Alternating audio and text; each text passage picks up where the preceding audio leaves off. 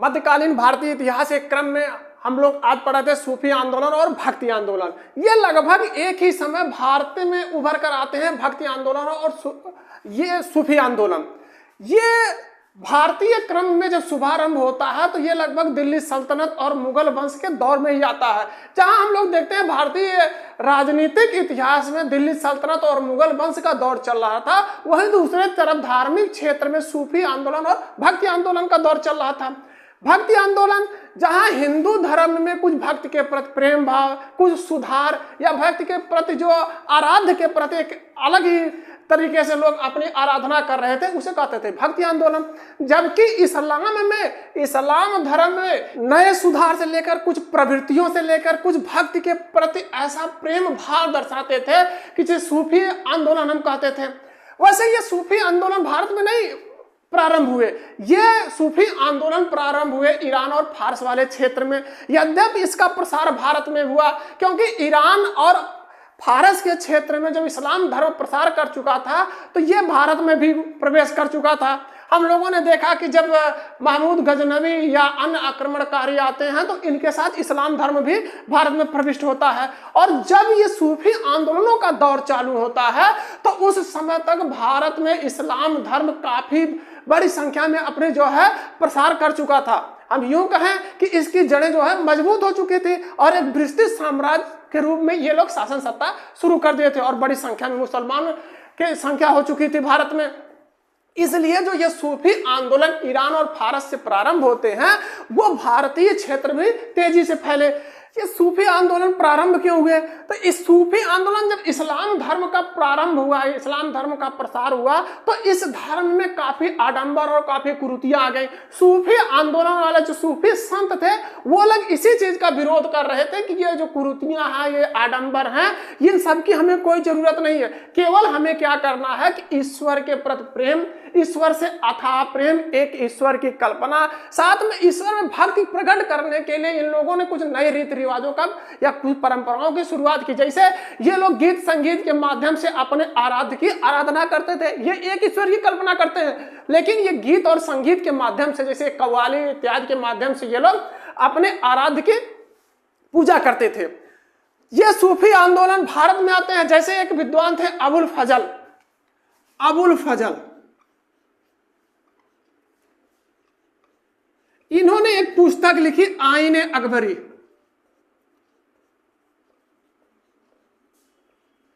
आईने अकबरी में अबुल फजल ने कुल 14 सिलसिले का उल्लेख किया है।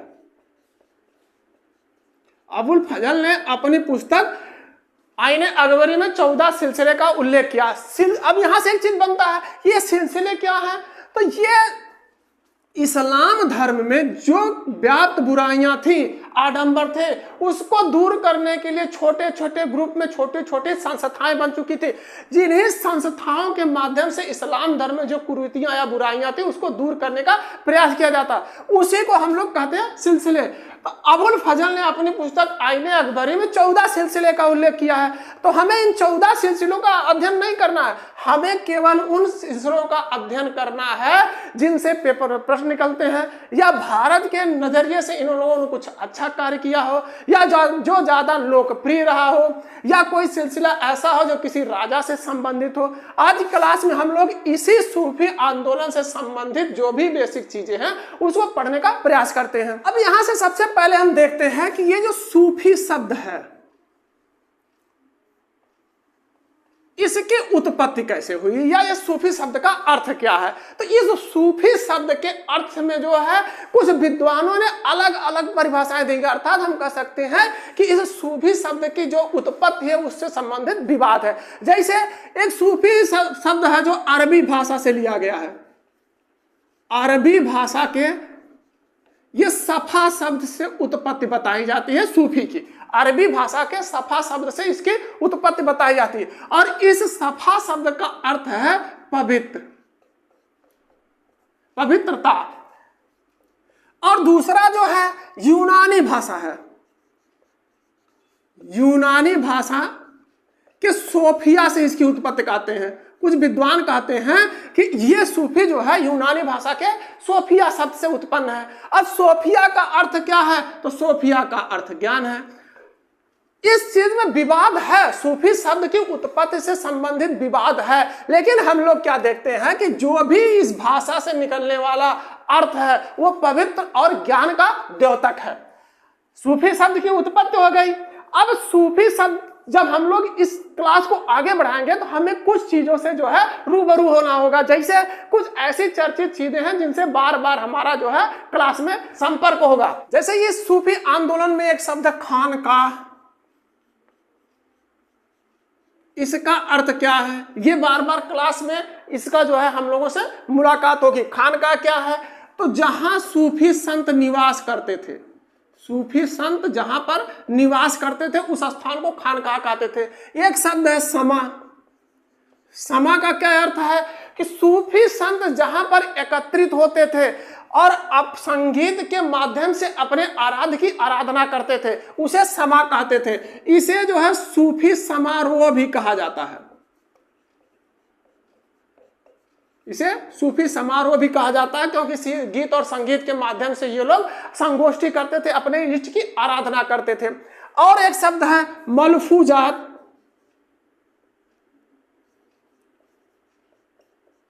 मलफूजात क्या है, तो ये सूफी संतों का उपदेश है। उपदेश, लेकिन कौन सा उपदेश है, जो पुस्तक के रूप में संकलित हो गया हो। पुस्तक के रूप में जो संकलित है मलफूजात उसे कहते हैं। सूफी संतों के उपदेश को जो पुस्तक के रूप में संकलित कर दिया गया, पुस्तक के रूप में उसका निर्माण कर दिया गया है, उसको मलफूजात कहते हैं। और एक शब्द है पीर। पीर किसे कहते थे, जो सूफी संत उपदेश देते थे, जो सूफी संत उपदेश देते थे उन्हें पीर कहते थे। और अगला शब्द है मुरीद। मुरीद किसे कहते थे, जो सूफी संत होते थे उनके कुछ चेले होते थे। जैसे आज भी है कि कोई अगर जैसे सनातन धर्म का है तो शंकराचार्य हैं, या इस्लाम धर्म का अनुयायी है तो उसके भी कुछ ना कुछ चेले होते हैं। तो जो चेले होते थे उन्हें मुरीद कहा जाता था। उस धर्म से, उस संप्रदाय से जो अनुयायी होते थे अपने गुरु के जो है उपदेशों को सुनते थे और उन पर अमल करते थे, उन्हें चेले कहा जाता था। और उसे सूफी संतों के भाषा में मुरीद कहा जाता था। और एक शब्द और है मजार।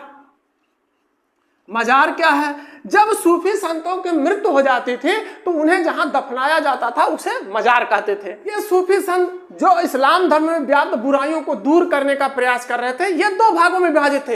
एक था बासरा, बासरा, और दूसरा था बेसरा। बासरा क्या था, ये बेसरा वाले जो थे इस्लाम धर्म के शरीयत को मानने वाले थे। ये शरीयत के पूरी तरह से अनुयायी थे। शरीयत क्या है, इस्लाम धर्म का जो कानून है उसे शरीयत कहते। बासरा वाले शरीयत के हिसाब से ही सूफी संत आंदोलन के भागीदार थे।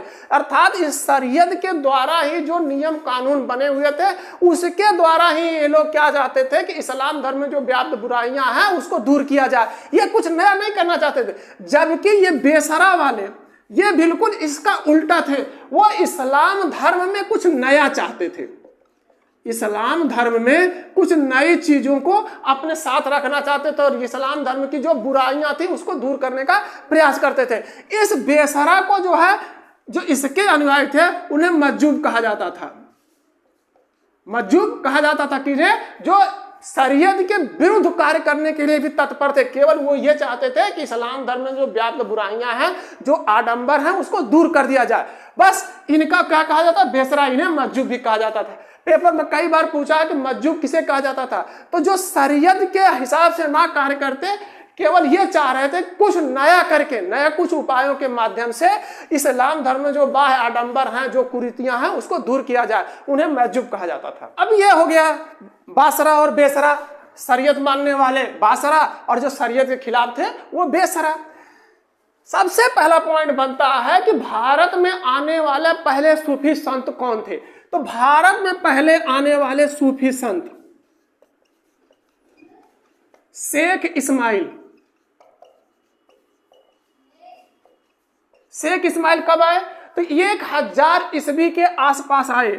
1000 ईस्वी के आसपास शेख इस्माइल आते हैं। कहाँ आते हैं, लाहौर आते हैं। किसके साथ आते हैं, तो महमूद गजनवी जब आक्रमण करता है, महमूद गजनवी के आक्रमण के साथ ये भारत आते हैं और ये लाहौर तक ही स्वयं को सीमित रखता था। भारत के पश्चिम भाग में ही ये आते हैं शेख इस्माइल और वहीं पर ये अपने धर्म का प्रचार प्रसार करते हैं, सूफी संत विचारधारा का प्रचार प्रसार करते हैं। जैसे अबुल फजल ने 14 सिलसिलों का उल्लेख किया अपने पुस्तक आईने अकबरी में, लेकिन हमें इन 14 सिलसिलों का अध्ययन नहीं करना है, 14 सिलसिले का अध्ययन नहीं करना, बल्कि हमें केवल उन विषयों का अध्ययन करना, उन सिलसिलों का अध्ययन करना है जिनसे पेपर में प्रश्न निकलता है, या जो भारत में लोकप्रिय रहे हो, या भारत के नजरिए से कुछ अच्छा कार्य किए हो, या भारत के जो सम्राट थे उनसे कुछ संपर्क रहा हो। जैसे भारत में आने वाले कुछ प्रमुख सिलसिले कौन थे?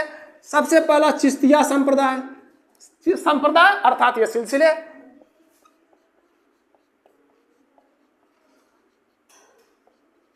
दूसरा सुहरावर्दी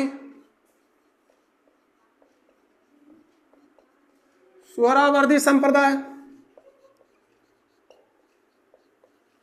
अगला फिरदौसी संप्रदाय,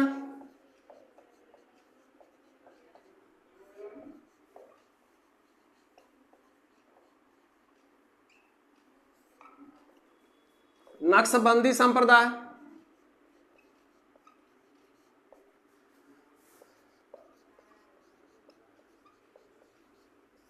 अगला सत्तारिया संप्रदाय,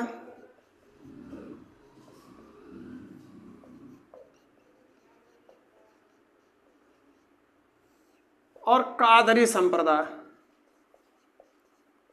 वैसे इसके अलावा भी कई सिलसिले या कई संप्रदाय भारत में आए, लेकिन उनको जो है पढ़ने की जरूरत नहीं, हम केवल इन्हीं सिलसिलों को पढ़ने का प्रयास करते हैं। उसमें भी विशेष जो है चिश्तिया संप्रदाय से ज्यादा पेपर में प्रश्न निकल के आता है और इसमें से कुछ जो है मुख्य बिंदुओं को हम लोग देखने का प्रयास करते हैं। चिश्तिया संप्रदाय, सबसे पहले हम लोग देखते हैं चिश्तिया संप्रदाय।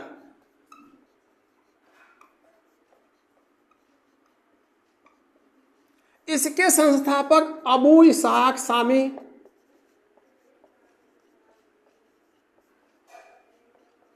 या ख्वाजा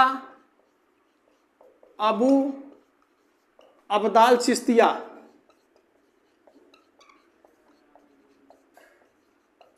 इन्होंने इसकी स्थापना किया चिश्तिया संप्रदाय की। कहां पर इसकी स्थापना किया? तो ये खुरासान क्षेत्र में इसकी स्थापना करते हैं। लेकिन ये चिश्तिया संप्रदाय भारत में प्रसारित हुआ, तो भारत में इसकी स्थापना किसने किया? तो भारत में इसकी स्थापना ख्वाजा मोइनुद्दीन चिश्ती ने किया।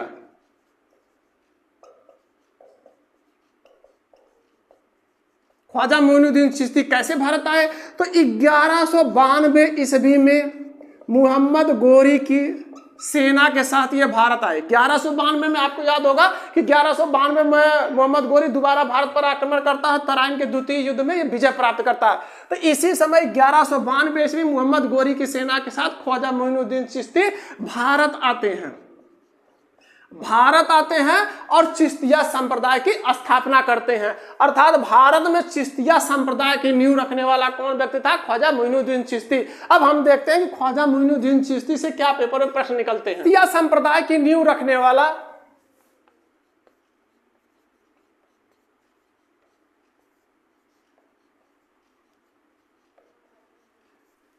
ख्वाजा मोइनुद्दीन चिश्ती।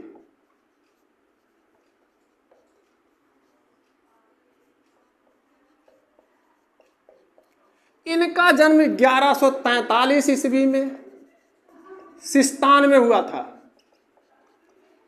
1143 ईस्वी में सिस्तान में हुआ था। इनके पिता का नाम सैयद गयासुद्दीन,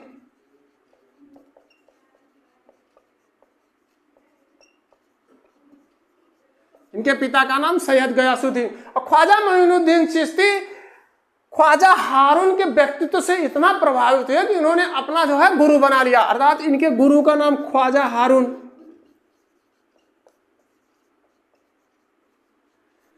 इन्होंने अजमेर में अपनी खानकाह बनाई। अभी हमने कहा था ना कि एक शब्द आएगा ये बार बार, खानकाह, अर्थात जहां पर सूफी संत निवास करते थे उसे खानकाह कहा जाता था। तो इन्होंने अजमेर में अपनी खानकाह बनाई और 1236 ईस्वी में इसी अजमेर में इनकी मृत्यु हो गई। अजमेर में मृत्यु हो गई। इनकी दरगाह आज भी अजमेर में स्थापित है, दरगाह जो है अजमेर में है। ये ख्वाजा साहब के नाम से मशहूर है, आज भी ख्वाजा साहब के नाम से दरगाह में लोग जाते हैं दर्शन और पूजा अर्चना करने के लिए। ये ख्वाजा मोइनुद्दीन चिश्ती ने एक पुस्तक लिखा सूफीवाद पर, सूफीवाद पर इन्होंने एक पुस्तक लिखा, कश्क अल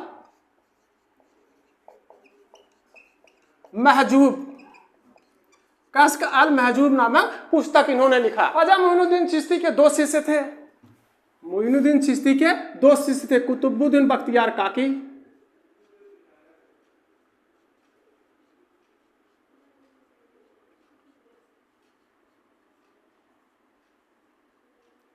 और शेख हमीदुद्दीन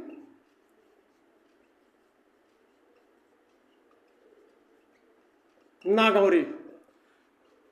लेकिन ये जो है कुतुबुद्दीन बख्तियार काकी काफी लोकप्रिय थे और ये कुतुबुद्दीन बख्तियार ही चिश्तिया संप्रदाय के अगले वास्तविक उत्तराधिकारी हुए। अब हम देखते हैं कुतुबुद्दीन बख्तियार काकी से क्या पेपर में प्रश्न निकलते हैं। कुतुबुद्दीन बख्तियार काकी का जन्म 1186 ईस्वी में फरगना इस्फान में हुआ था। फरगना इस्फान में 1186 ईस्वी में हुआ था कुतुबुद्दीन बख्तियार काकी का जन्म, और 1236 ईस्वी में इनकी मृत्यु हो गई। मृत्यु कहां पर हुई? जहां पर इनकी खानकाह थी। खानकाह कहां थी? दिल्ली में थी। इनकी खानकाह दिल्ली में अवस्थित थी। 1236 ईस्वी में इनकी मृत्यु हो जाती है। अभी हमने देखा कि इनके गुरु की भी मृत्यु 1236 में हुई और कुतुबुद्दीन बख्तियार काकी की भी मृत्यु 1236 ईस्वी में हुई। इनके याद में ही कुतुबुद्दीन ऐबक ने कुतुब मीनार का निर्माण कराया था दिल्ली में, जो कि बाद में इल्तुतमिश ने उसे पूरा करवाया था। कुतुबुद्दीन ऐबक ने जब कुतुब मीनार का निर्माण कराया तो वैसे वो मुअज्जिन को अजान देने के लिए बनवाया था, लेकिन कुतुबुद्दीन ऐबक ने कुतुब मीनार का निर्माण कुतुबुद्दीन बख्तियार काकी के स्मृति में बनवाया था। इनके जो प्रमुख शिष्य हुए फरीदुद्दीन गजे शंकर,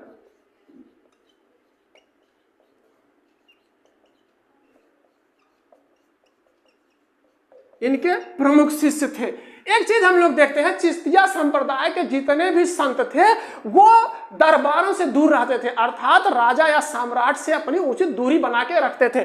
अब कुतुबुद्दीन बख्तियार काकी के जो प्रमुख शिष्य थे फरीदुद्दीन गजे शंकर, इन्होंने क्या ऐसा किया जिससे पेपर प्रश्न बनता, हम लोग उसको देखते हैं। फरीदुद्दीन गजे शंकर का जन्म 1175 ईस्वी में,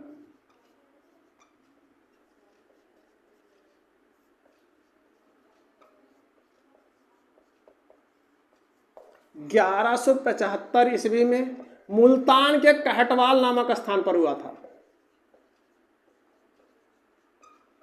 मुल्तान के कहटवाल नामक स्थान पर था। इन्होंने अपनी जो खानकाह अजोधन में बनाई,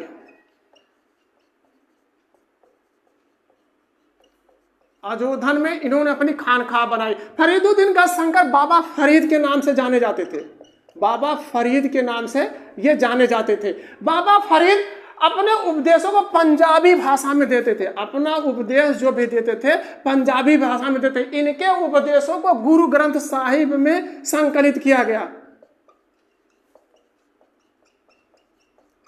गुरु ग्रंथ साहिब में फरीदुद्दीन गज शंकर अर्थात बाबा फरीद के जो उपदेश थे उनको संकलित किया गया। इनकी मृत्यु 1265 ईस्वी में हो जाती है और इनकी इच्छा अनुसार इन्हें पाक पाटन पंजाब में दफना दिया जाता है। इनकी मृत्यु कहां पर हुई? तो ये 1265 ईस्वी में अजोधन में हुई थी। अब फरीदुद्दीन गजे शंकर के जो सबसे प्रिय शिष्य थे कि निजामुद्दीन औलिया, हम लोग देखते हैं कि शेख निजामुद्दीन औलिया ने क्या ऐसा किया जो पेपर में प्रश्न के रूप में निकल के आता है। शेख निजामुद्दीन औलिया का जन्म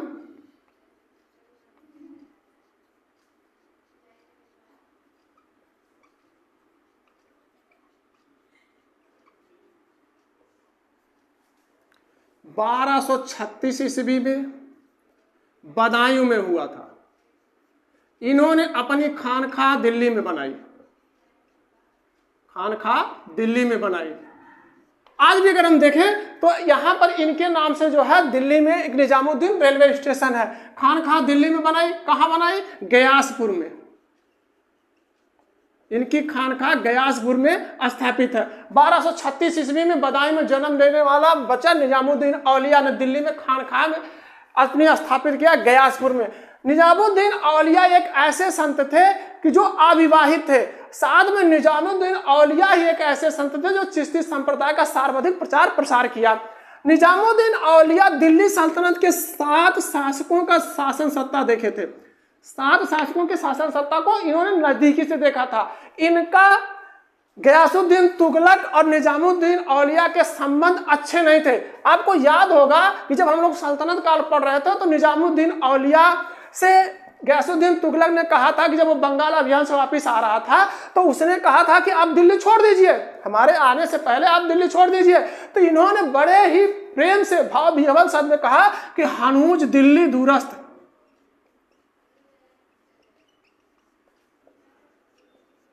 अर्थात दिल्ली दूर है। और हुआ भी क्या, गयासुद्दीन तुगलक रास्ते में ही मारा गया। निजामुद्दीन औलिया के शिष्य थे शेख बुरहानुद्दीन गरीब नवाज। यह दक्षिण भारत में चिश्तिया संप्रदाय की स्थापना किए। उसके बाद इस चिश्तिया संप्रदाय का अंतिम प्रमुख संत था शेख सलीम चिश्ती। शेख सलीम चिश्ती, इस संत सलीम चिश्ती जो है ये अंतिम चिश्तिया संप्रदाय के अंतिम लोकप्रिय संत थे। इन्होंने अपनी खानकाह कहाँ बनाई थी, तो इन्होंने फतेहपुर सीकरी में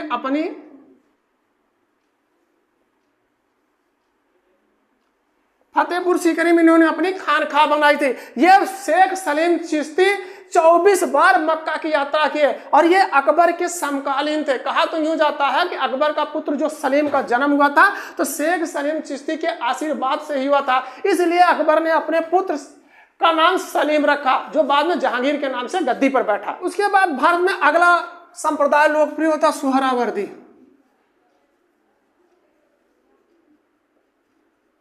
सुहरावर्दी संप्रदाय ये अगला लोकप्रिय होता है। इसकी स्थापना किसने किया था, तो इसका फारस या ईरान क्षेत्र में इसकी स्थापना हुई और इसकी स्थापना जियाउद्दीन या शिहाबुद्दीन सुहरावर्दी ने किया।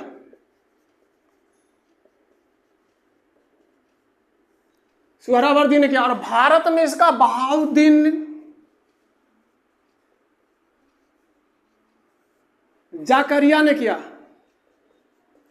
बहाउद्दीन जाकरिया ने इस सुहरावर्दी संप्रदाय के जो है भारत में स्थापना किया। इन्होंने अपनी खानकाह मुल्तान में बनाई। ये सुहरावर्दी अधिकतर जो है पश्चिम भारत के पश्चिम हिस्से में ही अपना प्रचार प्रसार किए और इन्होंने बहाउद्दीन ने अपनी खानकाह मुल्तान में बनाई और उसके इर्द गिर्द ही इन्होंने अपने सिद्धांतों का प्रचार किया। इल्तुतमिश ने इन्हें शेख उल इस्लाम का पद दिया था। जब इल्तुतमिश शासन सत्ता पर बैठा था तो बहाउद्दीन जाकरिया को इसने शेख उल इस्लाम का पद दिया था। इसके बाद अगला संप्रदाय आता है फिरदौसी संप्रदाय।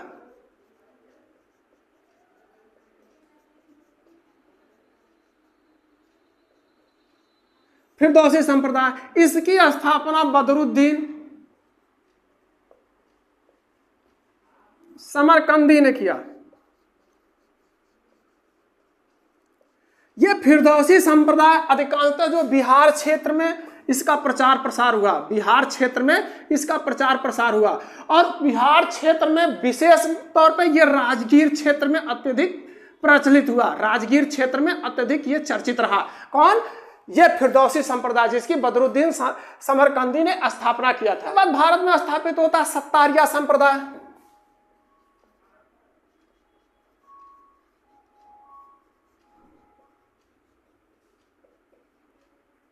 इसकी स्थापना शेख अब्दुल्ला सत्तार ने किया था। बस इससे ये केवल यही प्रश्न पूछता है कि सत्तारिया संप्रदाय की स्थापना किसने किया था। अब अगला संप्रदाय कादरिया संप्रदाय की स्थापना होती है।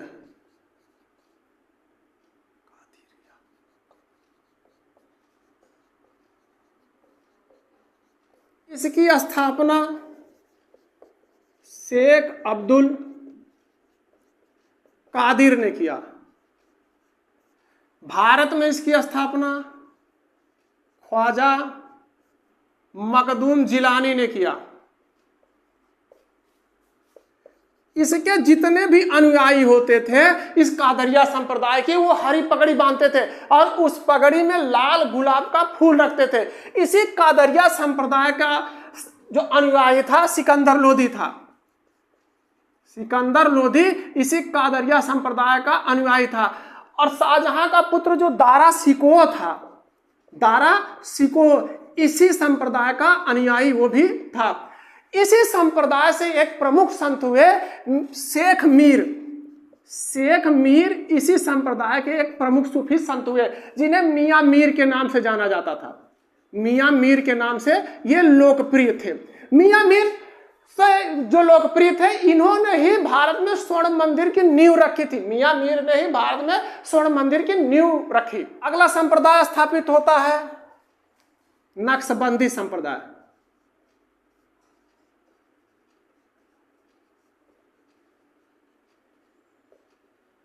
इसकी स्थापना ख्वाजा अल-दीन ने किया।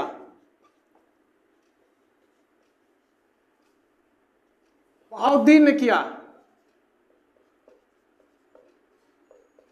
बहाउद्दीन ने किया। इस नक्शबंदी संप्रदाय की स्थापना ख्वाजा अल-दीन और बहाउद्दीन ने किया। यह सबसे कट्टर सूफी सिलसिला था। सबसे कट्टर सूफी सिलसिला यही था। और इस नक्शबंदी संप्रदाय के भारत में जो स्थापना किया था ख्वाजा बाकी बिल्लाह। ख्वाजा बाकी बिल्लाह ने भारत में इसके जो है प्रचार प्रसार किया। ये संस्था के रूप में ये भारत लेके इस आए। किसको? नक्शबंदी संप्रदाय को। सबसे कट्टर सिलसिला था, कट्टर संप्रदाय था नक्शबंदी। ये क्या चाहते थे कि जो शरीयत है, शरीयत अभी हमने बताया आपको इस्लामिक कानून, जो शरीयत है उसको पूरी तरह से लागू किया जाए। और इसी नक्शबंदी संप्रदाय ख्वाजा बाकी बिल्लाह के जो शिष्य हुए शेख अहमद सरहिंदी। शेख अहमद सरहिंदी, इन्हीं शेख अहमद सरहिंदी का शिष्य था जहांगीर। अर्थात जहांगीर के गुरु का नाम था शेख अहमद सरहिंदी। और शेख अहमद सरहिंदी के बाद एक अगले संत होते हैं इस नक्शबंदी संप्रदाय के, शेख मासूम। इन्हीं शेख मासूम का शिष्य था औरंगजेब। औरंगजेब जो एक कट्टर इस्लाम धर्म का अनुयायी, औरंगजेब किसका शिष्य था? शेख मासूम का। शेख मासूम अब एक कट्टर नक्शबंदी संप्रदाय के जो गुरु थे, इन्होंने क्या कहा कि जो आपने ये जजिया कर बंद कर दिया है इसको पुनः लागू करिए। तो शेख मासूम के कहने पर ही औरंगजेब ने जजिया कर पुनः लागू किया। कई बार ये पेपर में प्रश्न पूछा है कि औरंगजेब ने जजिया कर किसके कहने पर लागू किया था? तो शेख मासूम के कहने पर औरंगजेब ने जजिया कर पुनः लागू किया था। ये शेख मासूम क्या कहते थे कि आप जो है चित्रकारी नहीं कर सकते, आप संगीत का प्रयोग नहीं कर सकते, इसलिए औरंगजेब ने अपने दरबार में इन सब चीजों पर प्रतिबंध लगा दिया था। आज की क्लास में बस इतना ही। अगर हमारी वीडियो पसंद आती है तो लाइक करें, साथ में शेयर भी करें। अगर चैनल पर नया है तो चैनल को सब्सक्राइब करें, बेल आइकन दबाना ना भूलें, जिससे आने वाली वीडियो का नोटिफिकेशन मिलता रहे।